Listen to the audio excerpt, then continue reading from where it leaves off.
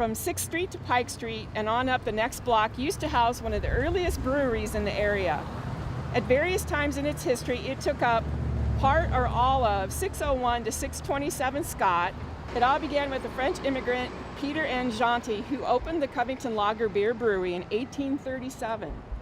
He was a cooper by trade and sold the brewery just 8 years later to Charles Giesbauer. It went by the Covington Brewery name under Mr. Giesbauer until it sailed to John Brenner and John Seiler in 1881. John Brenner took sole control of the brewery in 1884, and it became the John Brenner Brewing Company. The building's still standing over here, which reads Covington Brewery Building, once held the tap room in the basement, brewery offices on the first floor, and apartments above. The 18-foot tall basement had a tunnel going under Pike Street to the brewery on the other side of the street. In 1918, the brewery closed its doors permanently. History question, why was that?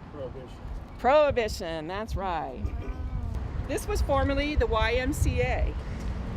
In 1911, the buildings on this entire block, from the alley off of Madison over there to the alley off of Pike Street, were bulldozed to make room for the new home of the Covington YMCA. There actually used to be a hotel in here called the Magnolia.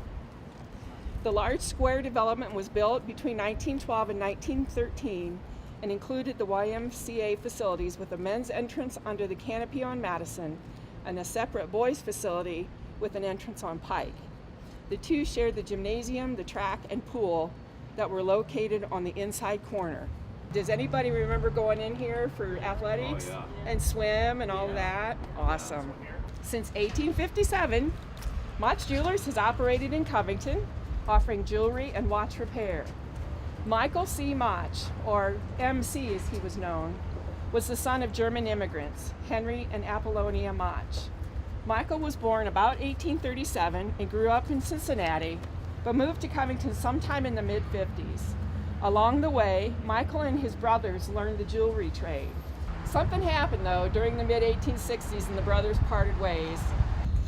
A Cincinnati Enquirer article from September 23, 1871, remarks on the beautiful new building erected by Michael Mott himself and its lovely stone front on Madison.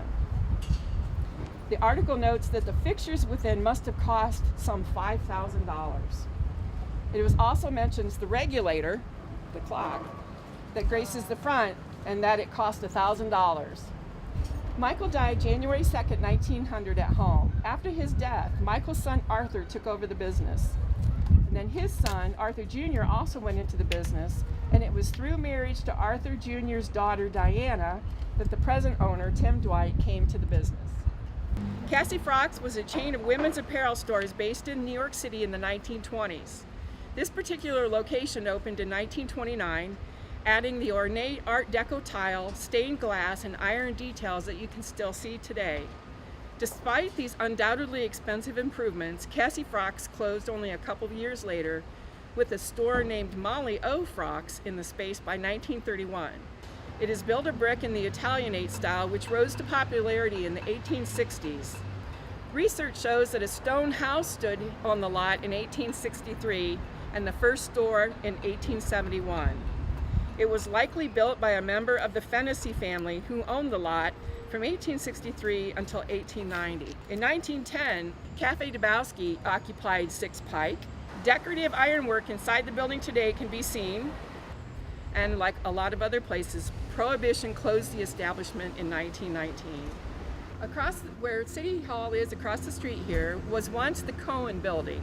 The building's namesake is Daniel Cohen, the founder of Dan Cohen Company, which during its height was the largest shoe store in Kentucky. Dan Cohen shoes were known for their distinctive wrapping paper used, which featured anchors. Dan himself became known as Anchor Dan, and the nickname stuck. Dan Cohen died in 1903, leaving the business to his sons. The sons expanded even further, turning Dan Cohen shoe stores into a successful chain of stores throughout the Midwest.